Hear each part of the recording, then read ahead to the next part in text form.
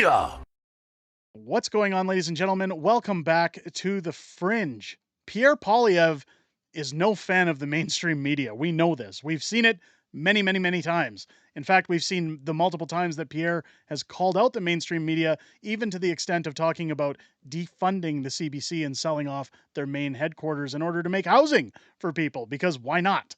The CBC used to be a trusted news source in this country. In fact, the CBC used to be people's go-to when it came to absorbing the current events of what was going on around Canada. It was considered a very reliable source, although the times they were changing as Justin Trudeau came into office and kind of dangled the carrot on the stick in the form of money.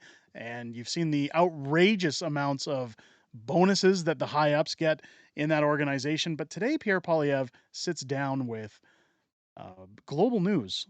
Now, Global, they kind of teeter on the scale of government shill prostitutes and actual news. Again, I don't consume television. I don't watch mainstream media. But this interview that came across from Global News, Pierre once again having to put these reporters in their place, completely shaming them anytime they try to twist the words of what's going on by correcting them.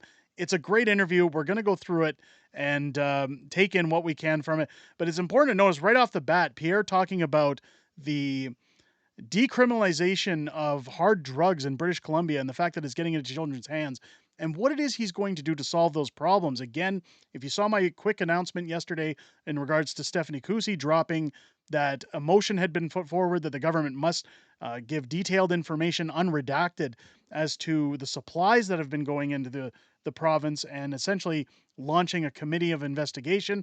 I definitely recommend going to check that out. But Pierre offering a solution, which we're not seeing from the Trudeau government. Let's get into it. Good to be with you. Do you have any confidence the changes that BC has asked for will make decriminalization better, or is the only solution here just to get out of this pilot entirely? The only solution is to completely reverse the Trudeau NDP radical experiment of legalizing drugs and letting people smoke meth in hospital rooms and blow the smoke in the face of nurses, of letting addicts shoot up heroin next to children in parks. From the very beginning, this was a radical, senseless Trudeau NDP experiment that was doomed for death and destruction, and sadly, the data shows that that's exactly what it has caused. One of the issues too is there is very little data on how this was even working, but the examples you mentioned, drug supply, that's not impacted by decrim. Smoke in the face of nurses will likely change because of these changes. Do you believe that someone should be able to possess small amounts of hard drugs in their home and feel that they can call and ask for help without knowing that they may get arrested for doing so? Should people feel like they can call and ask for help without getting arrested? Of course. That's not what this does. That has always been possible before decriminalization, and it's possible all over North America to call and ask for help, but only in one place in all of North America is it legal to use crack, heroin, meth on sky trains, in parks where children play, in hospitals where nurses now can't breastfeed their kids because they've inhaled meth fumes. Only in the wild and radical experiment of Trudeau and the NDP has this been possible, and the results are a nightmare. So before they move on with further questioning, again, I will reiterate how refreshing it is to hear the Conservatives saying that this has to stop, that it's done nothing but encourage further use, that when you hear about what's happening in hospitals, and again, mothers unable to breastfeed because their children are inhaling fumes, this is unprecedented. Did anybody else here ever think that Canada was going to get to this point in our lives where this was going to even be a topic of discussion?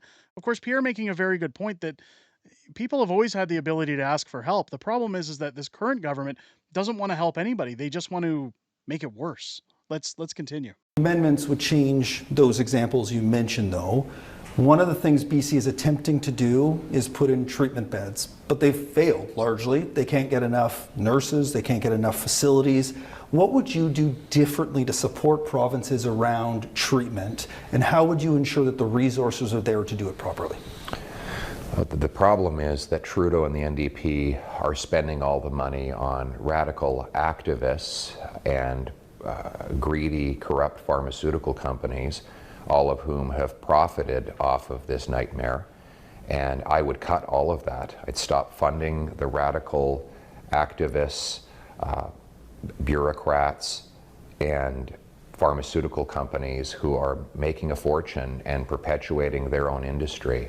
And I would put that money into real treatment and recovery so that we can detox, counsel, give group therapy, physical exercise, and bring our loved ones home drug-free. Who are the radicals that you're describing? All of the people that they're being funded by the NDP and Liberals to give out hard heroin-grade opioids and who have been advocating for this and profiting from this radical policy that no other place in all of North America is doing. So we need to cut off those radicals and fire the people, the NDP Liberal activists in the public health bureaucracy who have helped cause this mayhem and enabled Trudeau and Eby to bring in a policy that has killed 2,500 people in 1 year alone. So in that vein, a radical would be Dr. Bonnie Henry. She has advocated to have a safer supply of drugs, to make this available for drug users. I have to correct you. I'm sorry. Yeah. You seem to be repeating NDP Liberal talking points. Well, I don't think they mentioned Bonnie Henry here, do they? They do use the dishonest and inaccurate term and fully discredited term, safe supply, to describe. Now, this is awesome to watch Pierre correcting. And again, showing that he's not going to be pushed around when it comes to the talking points, as he says, of the Liberal NDP government. Now, as this interview continues, you're going to notice that Pierre takes a very firm stance on where he stands on this stuff, kind of shutting down and sending a signal very, very kind of nonchalantly to this reporter that, hey, pull it back. I'm pretty sure at one point he might have threatened to walk away, or at least prior to the interview said, look, if you push too far, I'm out. At least I would be if I were in Pierre's shoes. Let's go on. I could. I appreciate this. To describe unsafe heroin-grade drugs that everyone now admits, what they used to deny, are ending up in the hands of kids. That is not, whatever Justin Trudeau and the NDP say, that is not safe. So you're correct on that. And we have seen a surge in diversion, and Global BC has done a huge series of stories on diversion. I will give you credit, because Global has done some very good journalism on this. So let's talk about regulated supply then. Let's use that term, because that's how the province wants to describe it. I know drugs aren't safe in most situations. So let's talk about regulated supply. Dr. Bonnie Henry has called for it. The chief coroner in BC, Lisa Lapointe, she just left her job, but she had called for it as well. What do you know that they don't know around the impacts around this regulated drug market? Do you know better than they do when it comes to this policy? I know what everybody knows. The result. The results are clear. The results are in. And it's been an absolute deadly disaster that has killed 2,500 people, for which Trudeau and the NDP and all of the activists and bureaucrats that work for them are to blame. We need to cut off the corrupt pharmaceutical companies, the Liberal NDP bureaucrats and activists, and put all of the resources into treatment and recovery to bring our loved ones home drug-free. Once again, you can see the solution to the problem isn't necessarily to change the spectrum by making it easier to ensure that these drugs don't reach the hands of children, but merely to cut it off. Pierre, obviously, this is what a leader looks like, ladies and gentlemen. This is what somebody who understands the problems of addiction, that understands that there is no safe supply. There's no such thing. These are hard drugs. These are highly addictive drugs. And the only way to cure it or to purge it of those problems is through things like rehab. Now, again, when he mentions bad actors, when he mentions pharmaceutical companies that are getting rich off of this, that is always the way you need to look into these things, especially when you look at people like Randy Boissonnault, who is now under investigation because his pharmaceutical contracting company that was selling PPE during the pandemic, of course, are the kind of companies that are taking profits from these things. Justin Trudeau's net worth as he became prime minister, we talk about it all the time, was roughly $9 million when he became prime minister in 2015. And I hear upwards of now $120 million as net profit for him after 8 years, now going on 9 of being prime minister of Canada. How do you make that kind of money? Well, backdoor deals, kickbacks, lobbyism. This is all part of follow the money. It's not about making life easier for people. It's about making life more difficult for Canadians while lining their own pockets. Are you worried about finding the nurses, the space? Our healthcare system everywhere is already taxed. True. Like how challenging will that be to find that part of the healthcare system the support it needs?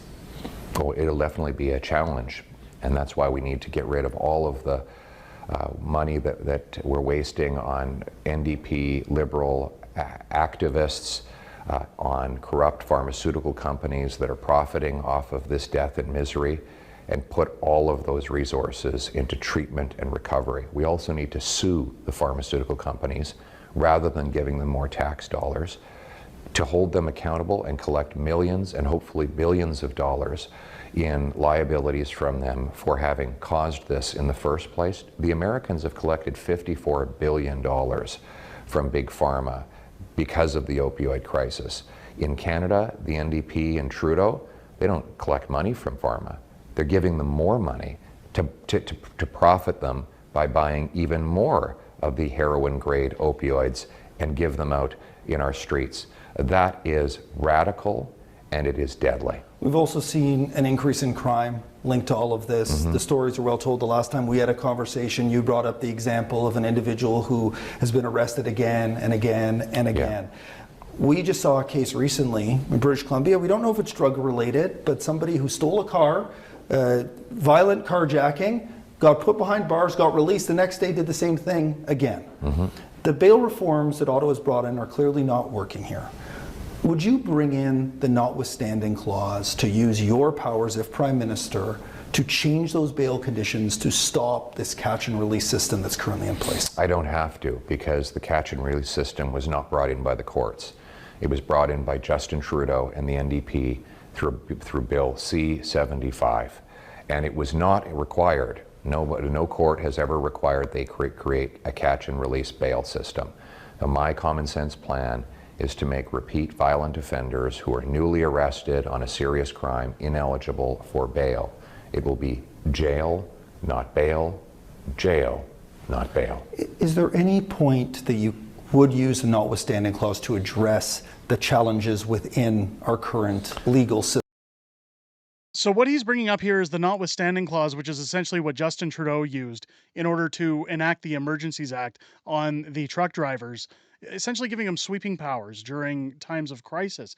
Now, what they're trying to do here, if you haven't already picked up on it, they're trying to bait Pierre Poilievre so that they can take his answers and use them in propaganda to say, look at what he said. Look how much he wants to abuse his power if he becomes Prime Minister of Canada. Now, of course, Pierre being very knowledgeable, showing he knows the facts, he knows where these bills come from, he knows the proper way to dismantle Justin Trudeau's work, and it will take a lot of time and a lot of patience from Canadians to get through that. But again, this to me, when you weigh out who is running for office in the next federal election, you call it uniparty, whatever you want to, but this shows me why this man is the most capable for this job, if even a fraction of what he's talking about producing in terms of results comes to fruition. System and the way the courts are designed. I think we have to be careful not to blame the judges for decisions that Justin Trudeau and the NDP have made. Trudeau willingly passed Bill C-75, catch and release bail. He willingly passed C-5, house arrest for career car thieves and sex offenders. He willingly passed Bill C-83, which allows Paul Bernardo to go into a medium security penitentiary where he enjoys hockey rinks and tennis courts. Those are decisions he made. Nobody forced him to make it. And the NDP was there to drive the getaway car every single time. You know full well decrim has been a massive issue in BC. It is influencing the way that voters are thinking as we head to an election in the fall. You're also aware that we have two parties very much opposed to it like you are, BC United and the Conservatives. Do you have any intention to get involved in provincial politics? Considering right now, if you look at polls, there's going to be vote splitting that will open the door for David Eby to get re-elected. Do you have any plan to tell Conservatives in British Columbia which of those two parties you prefer? I don't. I think that the people of BC should reject the radical and costly carbon tax, catch and release, and legalization of drugs that both the BC NDP and Justin Trudeau are imposing, and elect a common sense government to replace both of them in BC and here in Ottawa. You talked about costly. Pipeline politics is big in BC as well. The Trans Mountain Pipeline just started moving things yesterday. Huge delays largely caused by the BC government. Yeah. If you were Prime Minister, what would you do around energy projects? Would you go back to the table to some of those projects that the Prime Minister rejected when it comes to moving oil out of Alberta? Well, you can't. So you need companies to do that. So I can't force a company to come back and put aside billions of dollars when they've already been ripped off by the government.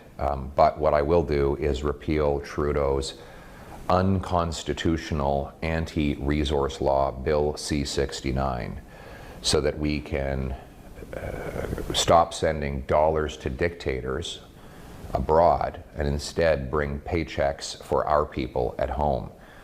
So I will approve pipelines, mines, forestry, nuclear, hydroelectric dams, so that we can unleash production of our resources instead of the NDP Liberal policy, which is to encourage more pollution around the world by buying the resources from dirty dictators abroad.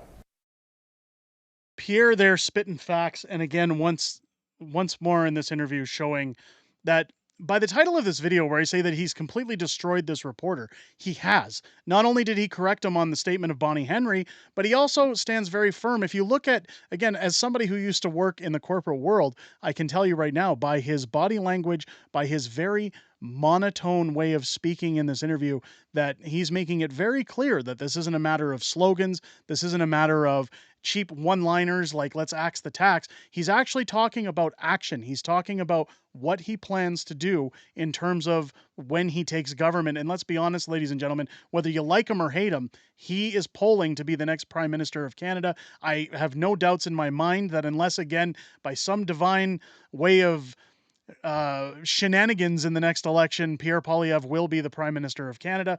But it's refreshing to see that at least the solutions he's talking about promote energy development. It promotes using our own resources to get ourselves out of this financial rut that Justin Trudeau has put us into, and to abolish these essentially woke and destructive ideologies that the NDP and Liberal governments have brought into our country that are doing nothing more than tearing us apart. Again, if you've watched our previous videos, I've talked about immigration, and that being one of the biggest key factors I think needs to be addressed. And while somebody like Pierre, of course, can't just come out and talk about sealing borders, it would cost them essentially multiple seats in an election, if not the entire election.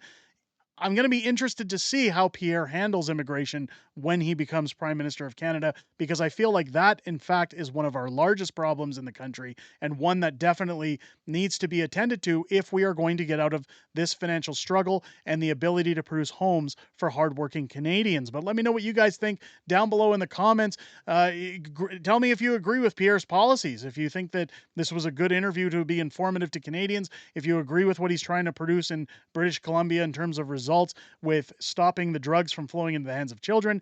If it's your first time here, I hope this video has earned your subscription. Make sure as you're hitting that button, you hit the bell for notifications.